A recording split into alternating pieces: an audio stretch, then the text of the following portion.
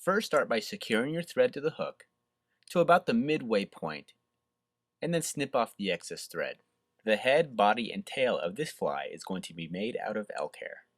Stack the elk hair and then secure it down just behind the eye, making sure that the stacked tips stick out in front of the eye about 2 times the length of the shank.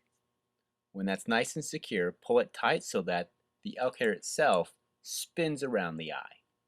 Now add a bunch of security wraps to make sure that hair stays nice and secure on the shank of the hook. Now it's time to add the parachute. The parachute that we're going to use is going to be made out of Zelon. Simply secure it down at the 2/3 point on the length of the shank. When you have it nice and secure, leave your thread at the 2/3 point and then grab all the elk hair to bring it back. Now secure down the elk hair so that we're making something that looks like a bullet head at the front of your green drake. When the head is created, bring your thread back behind the parachute, making sure not to capture into the parachute, and then continue to wrap your thread back to the bend of the hook to create the body. To create the extended portion, we're going to keep a tight grip on the remaining fibers of the elk hair, and then continue to wrap the thread up the elk hair itself to create a nice stiff extended body. Be sure to stop your extended body about half the length of the shank and then do a few extra wraps around that one portion to keep everything nice and secure, and then begin to wrap your thread back up to the parachute of your fly.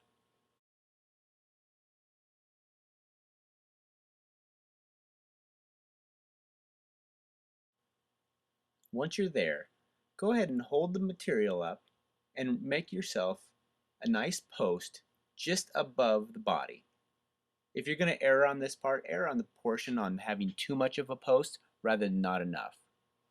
Anywhere between 7 to 10 wraps to create the post should be enough. And now it's time to add the legs. The legs are going to be made out of a brown saddle hackle that we're going to tie to the post itself. Once you feel you have a good, nice, secure hold on your saddle hackle to that post, begin to wrap it around the post to create the legs of your fly. And once you feel you have made a sufficient post for your green drake, take your thread and wrap it around the post to secure down the saddle hackle.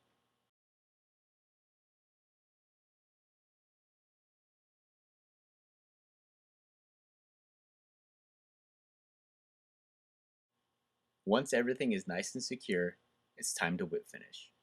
Whip finish in that spot where you created the head in the beginning of the fly.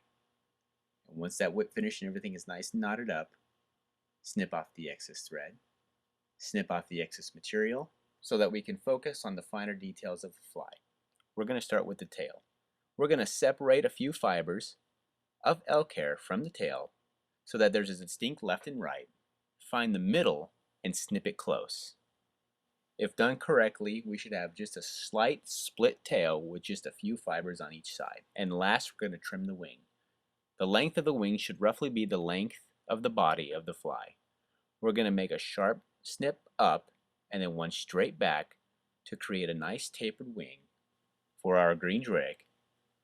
Look around if there's any other materials that need to be trimmed up, clip them off, and now you have yourself an extended bodied green drake.